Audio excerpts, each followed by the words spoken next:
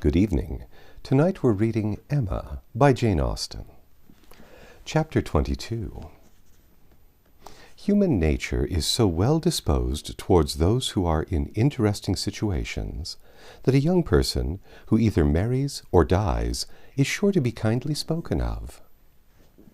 A week had not passed since Miss Hawkins's name was first mentioned in Highbury before she was, by some means or other, discovered to have every recommendation of person and mind, to be handsome, elegant, highly accomplished, and perfectly amiable. And when Mr. Elton himself arrived to triumph in his happy prospects and circulate the fame of her merits, there was very little more for him to do than to tell her Christian name and say whose music she principally played. Mr. Elton returned a very happy man. He had gone away rejected and mortified, disappointed in a very sanguine hope, after a series of what appeared to him strong encouragements, and not only losing the right lady, but finding himself debased to the level of a very wrong one. He had gone away deeply offended. He came back engaged to another, and to another as superior, of course, to the first, as under such circumstances what is gained always is to what is lost. He came back gay and self-satisfied, eager and busy, caring nothing for Miss Woodhouse, and defying Miss Smith. The charming Augusta Hawkins, in addition to all the usual advantages of perfect beauty and merit, was in possession of an independent fortune, of so many thousands as would always be called 10, a point of some dignity, as well as some convenience. The story told well. He had not thrown himself away. He had gained a woman of 10,000 pounds, or thereabouts, and he had gained her with such delightful rapidity. The first hour of introduction had been so very soon followed by the distinguished notice, the history of which he had to give Mrs. Cole of the rise and progress of the affair was so glorious, the steps so quick, from the accidental rencontre to the dinner at Mr. Green's and the party at Mrs. Brown's, smiles and blushes rising in importance, with consciousness and agitation richly scattered. The lady had been so easily impressed, so sweetly disposed, had, in short, to use a most intelligent phrase, been so very ready to have him, that vanity and prudence were equally contented. He had caught both substance and shadow, both fortune and affection, and was just the happy man he ought to be, talking only of himself and his own concerns, expecting to be congratulated, ready to be laughed at, and with cordial, fearless smiles, now addressing all the young ladies of the place, to whom a few weeks ago he would have been more cautiously gallant. The wedding was no distant event, as the parties had only themselves to please, and nothing but the necessary preparations to wait for. And when he set out for Bath again, there was a general expectation, which a certain glance of Mrs. Cole's did not seem to contradict, that when he next entered Highbury he would bring his bride. During his present short stay, Emma had barely seen him, but just enough to feel that the first meeting was over, and to give her the impression of his not being improved by the mixture of pique and pretension now spread over his air. She was, in fact, beginning very much to wonder that she had ever thought him pleasing at all, and his right was so inseparably connected with some very disagreeable feelings that, except in a moral light, as a penance, a lesson, a source of profitable humiliation to her own mind, she would have been thankful to be assured of never seeing him again. She wished him very well, but he gave her pain, and his welfare 20 miles off would administer most satisfaction.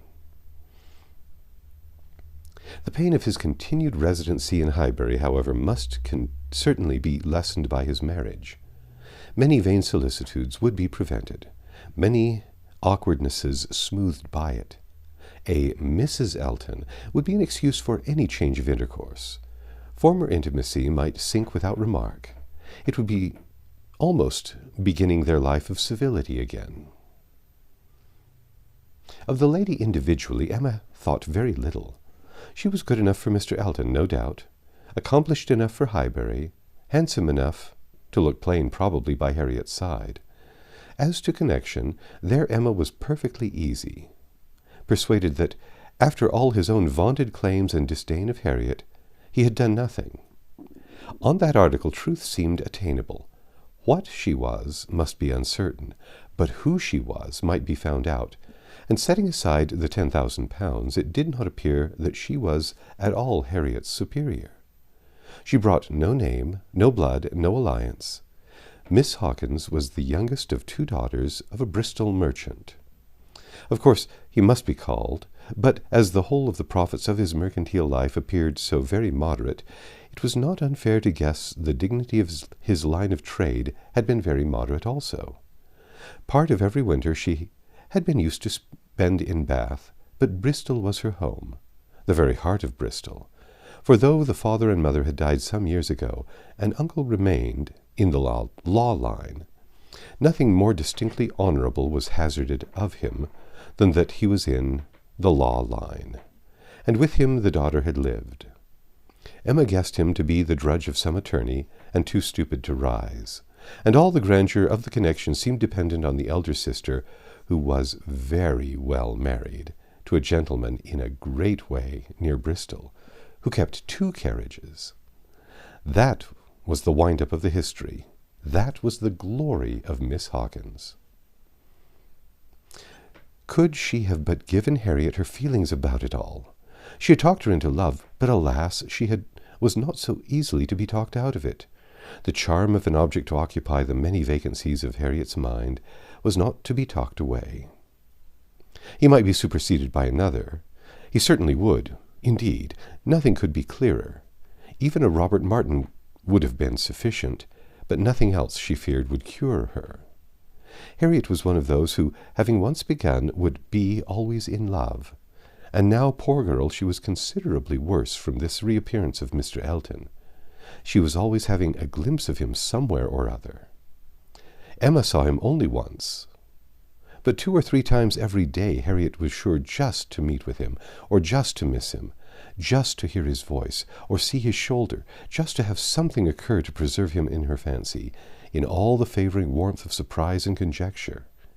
She was, moreover, perpetually hearing about him, for, excepting one at Hartfield, she was always among those who saw no fault in Mr. Elton, and found nothing so interesting as the discussion of his concerns. And every report, therefore, every guess, all that had already occurred, all that might occur in the arrangement of his affairs, comprehending income, servants, and furniture, was continually in agitation around her. Her regard was receiving strength by invariable praise of him, and her regret kept alive, and feelings irritated by ceaseless repetitions of Miss Hawkins' happiness, and continual observation of how much he seemed attached. His air as he walked by the house, the very sitting of his hat, being all in proof of how much he was in love. Had it been allowable entertainment, had there been no pain to her friend, or reproach to herself, in the waverings of Harriet's mind, Emma would have been amused by its variations. Sometimes Mr. Elton predominated, sometimes the Martins, and each was occasionally useful as a check to the other. Mr. Elton's engagement had been the cure of the agitation of meeting Mr. Martin. The unhappiness produced by the knowledge of that engagement had been a little put aside by Elizabeth Martin's calling on Miss Goddard's a few days afterwards. Harriet had not been at home, but a note had been prepared and left for her, written in the very style to touch, a small mixture of reproach with a great deal of kindness.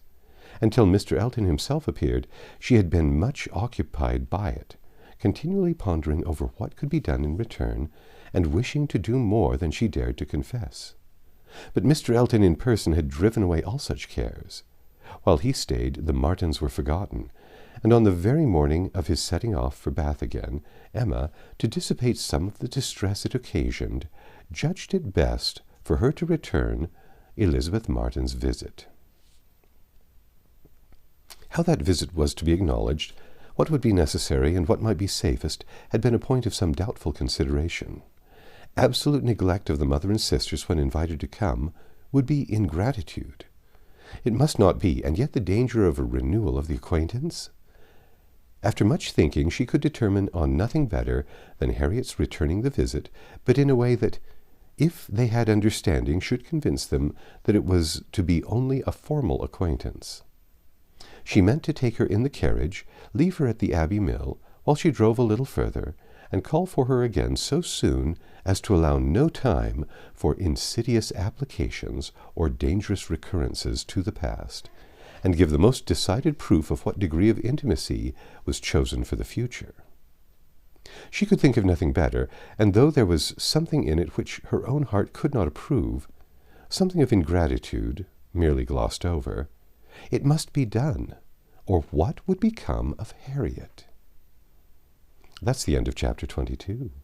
Come back tomorrow and we'll read chapter 23.